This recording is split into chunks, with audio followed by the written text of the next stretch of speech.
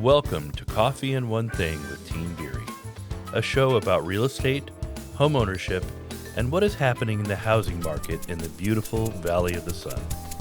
So sit back, relax, grab a cup of joe, and let's talk about coffee and one thing.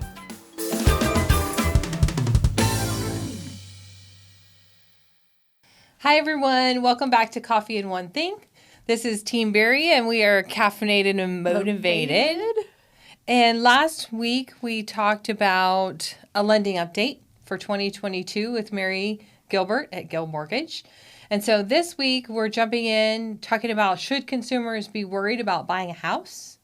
And just a little bit about the market, what we're seeing. Yeah. And kind of dispelling some of the things that you might be hearing, too. Right. So let's kind of get into that. True and not true. Yeah, so we have some awesome coffee. Oh, one of Elaine's favorites. Go ahead, tell us all about it. It's the house blend for Starbucks. It's a very mild. It's not too strong. So that's a good one. I really should bring in my creamer. I know. You should just bring in creamer. I know. I found a creme brulee one. It's really Ooh, yeah. Well, Sounds good. There's this much coffee in her. Yeah. She has I believe in lattes, right? Is that what they are? Yeah. Yes. Lots of milk. Nice. Nice. Back to work. Oh, we digress. This is work? Yeah. Are you feeling stressed and overworked? Not at all. So episode 41 was the last episode. That was Mary. She gave us a great information. Yeah. So let's kind of talk about some things that are happening in the market. One thing that I like to tell people that people don't realize is when you are hearing things on the news, typically that is about 6 to 10 weeks behind what actually is happening in the market. And so when you're hearing stuff, it might have already happened. Like here we are. We're moving forward. So so just because what you're hearing in the news, always come and talk to a real estate professional. Get information because we are in the trenches. We see what's happening. We see the trends before anybody else. So to me, like get it from the horse's mouth if you really are wanting to know, right? I'm sitting here, I'm like, I hear that, and I wonder where that originated from. What does that really That would mean? be a rabbit trail. I know. I'm feeling rabbity today. We are. We're just going to go down every rabbit hole today.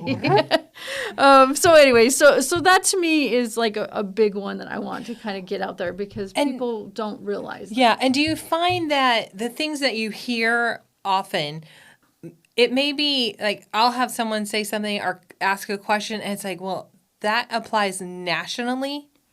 Right. It doesn't necessarily apply to our specific market. Yes, because nationally, there's a lot going on where our market is a little bit different, and we are always ahead of what the national market is doing. We've typically, like on a regular market, we're anywhere from 3 to 9 months ahead of what the actual national market's doing. But really at the end, right now, because things have been so accelerated, we're only about 5-6 weeks ahead. So, so the people who actually track, I mean, these economists and things of that sort, that's kind of what they're saying is, everything's just accelerated so much that what you see is just really, it has happened earlier. Does that make sense? We're kind of talking in circles, so maybe that's not making sense. Say, for example, say Raleigh, I don't know, another big city, right?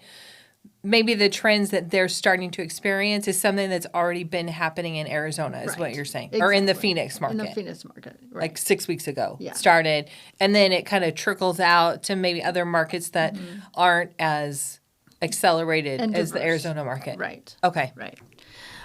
So like when the market was downside, like falling apart, we saw that happen much faster. And then when we saw things kind of get back on track and things are starting to move forward. We saw it before the national market saw it. And so that's just kind of our trend in a typical market. You may not know, but do you think that has anything to do with the size of our metropolitan area?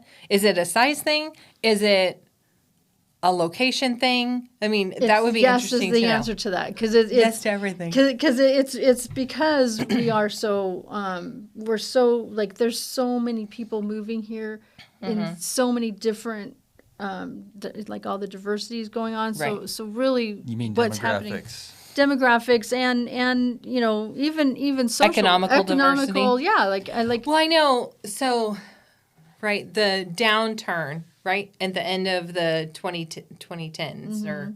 No, 2007 and 8. Yeah, but I guess, like, how do you quantify that decade? But anyway, the downturn, you know, Right. 8, The 9, last 10. recession. So I feel like the things I've read about, I mean, obviously loan fraud, you know, or crazy lending was a chunk one. of what Right. happened and a lot of other things. But one of the things that I feel like contributed to that is our area, this Phoenix metro area, I think the number one economic drive was tourism. absolutely. And so I know, you know, from us going to informational meetings and being a part of community meetings like Mesa, Queen Creek, Tempe, Right, Gilbert, those things, those community leaders have, Change that. yes, It's employment. big time, Yeah. right? And we're seeing, I mean, we're seeing Amazon building warehouses. We're seeing Google, Google, yeah, all yeah. this stuff that's bringing in a lot of IT stuff, even GoDaddy, air traffic yeah. or aeronautical, you know, companies coming in, which totally helps, like you said, being diversified. Right. And so that makes sense because Yeah. say another community that's in, you know, I don't know, you know, Bakersfield, California. I don't know. Yeah. I just know where it is. I don't know anything else about it. But they may not Buck have Owens that sang a diversity. song about it. Who did? Buck Owens. Are you going to sing it for us? No, Come on. you're the singer. I'm not the singer. That's funny. So that's But yeah, interesting. So that's one part of it, and then the other part too is keep in mind when you're seeing headlines, especially on news places or things of that Facebook, sort. Yeah, anything, Instagram. any of that type of stuff.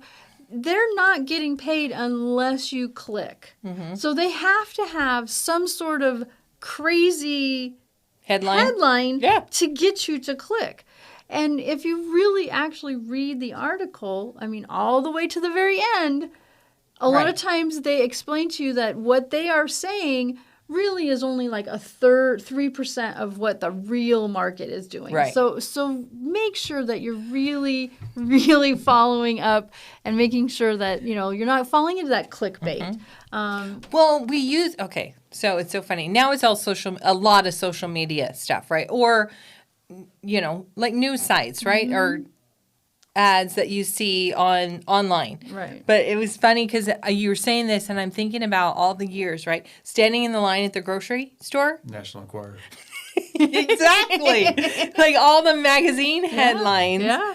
And what's the goal? To get you to buy the magazine. Right. Pick it up. Take And it that's, out, you that's know, really and that's where what clickbait that, does. it- But so back then much. it was so outrageous you knew it wasn't true. Yeah. But they make money only if you click. Right. So if you see it, they're not making money. So they're like, okay, we have to have a real something that's somebody's like, no way, I've got to see what that's about, right? Gotta read that article. So to me, like, verify where you're getting your information. Go to a resource that you know is trustworthy, not just something that is out there.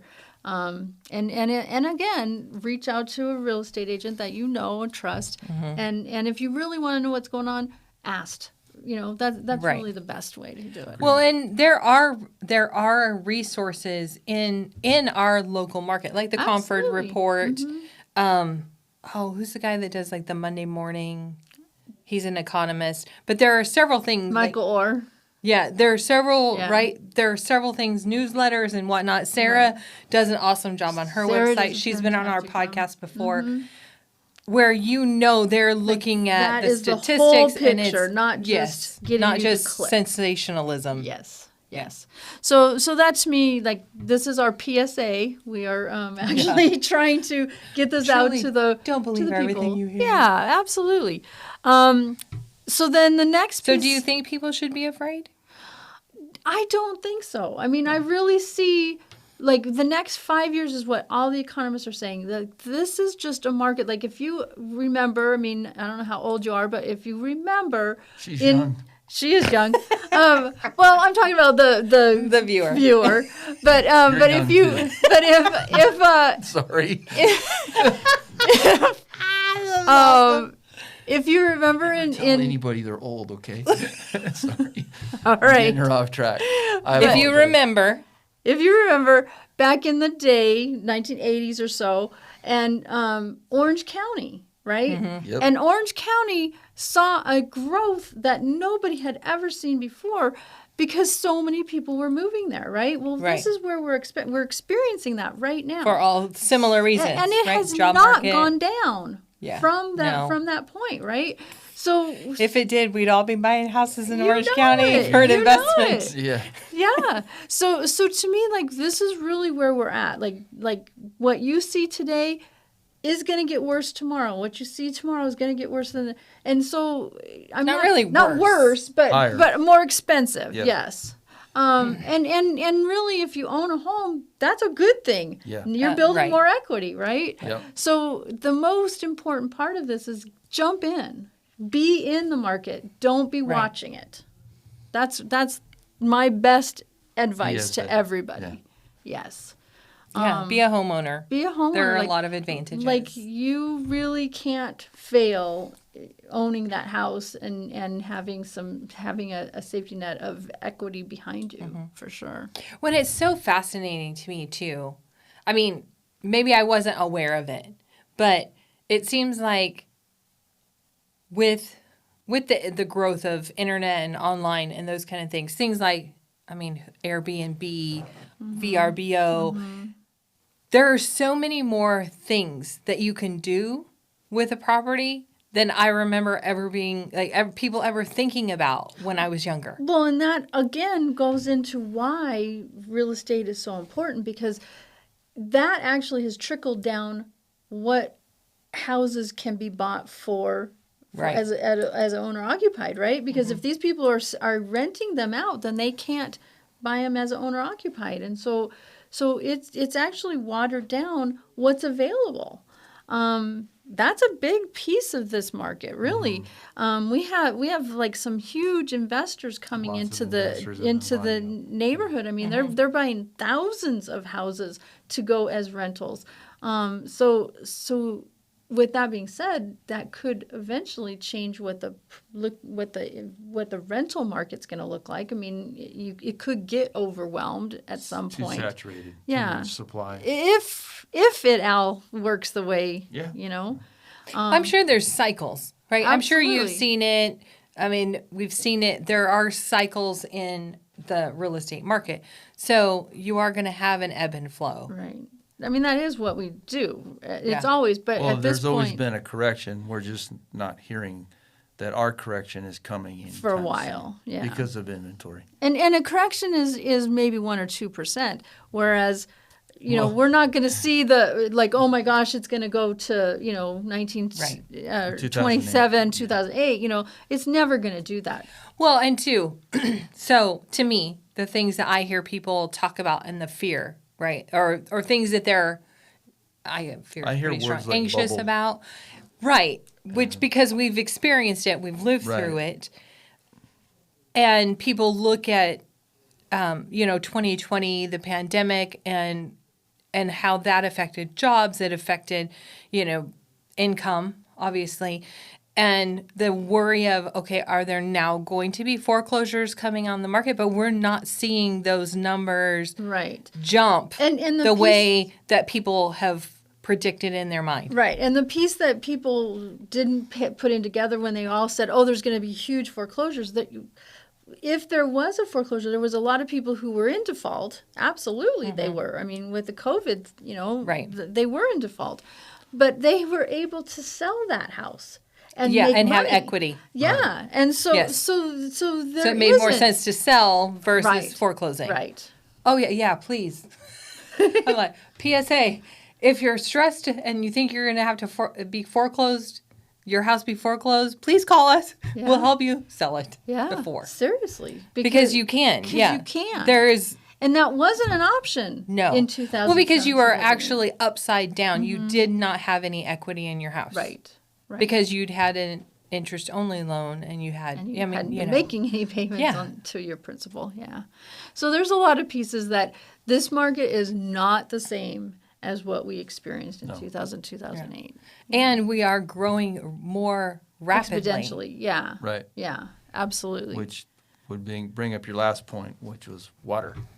Yeah. Agua. So that is a whole nother piece. So what people interesting enough, we have we're in a desert. And I think we people are? forget about that. What? Right. We live in a desert. Water is not as readily available to us as most places. So with all of these people showing up, it has put a stress on water a water table. supplier, and it's definitely a thing. So if you are thinking about buying a new house in an area that's on the outskirts of Arizona or of Phoenix Metro, definitely do your due diligence. Make sure that you have really looked into where your water's coming from and how long it's going to be there, and is there any choices after that dries up. If. Yeah. Yeah. Because if we come out of the drought, then it's different, right? Yeah. Yeah. But even, I mean, to me, I think that it's not as if everyone's ignoring that. I don't feel like people are just ignoring that. To me, I guess from a city People level, in charge are not ignoring Yeah, it. because They've been They've doing a really good job. They've been of mitigating this managing for it. years, like 30, 50 years. They've been working Planning through ahead. this and Yeah. figuring it out, Yeah. and making deals with, Colorado to get the water, and so there are things in place, but nobody had the foresight to see that it was going to grow so fast. that makes sense. So that's really the piece that is kind of you couldn't plan for that. You just couldn't. And so where do people go to find out more information? ADRQ is a website that is fantastic. They'll give you all your resources. They actually have a water table map. That is a really awesome thing. If you haven't seen it, it's pretty cool. And really, reach out to us. We can send you the right information and make sure that you're taken care of. So Sounds always good. use a very good team. Absolutely. Thanks, everybody. Don't forget, if you want to hear the update with Mary, that was episode 41 from last week. And tune back in. Make sure to like, subscribe, and share. And always check out our resources at teamberry.com. Have a great day. Have a great day. Bye.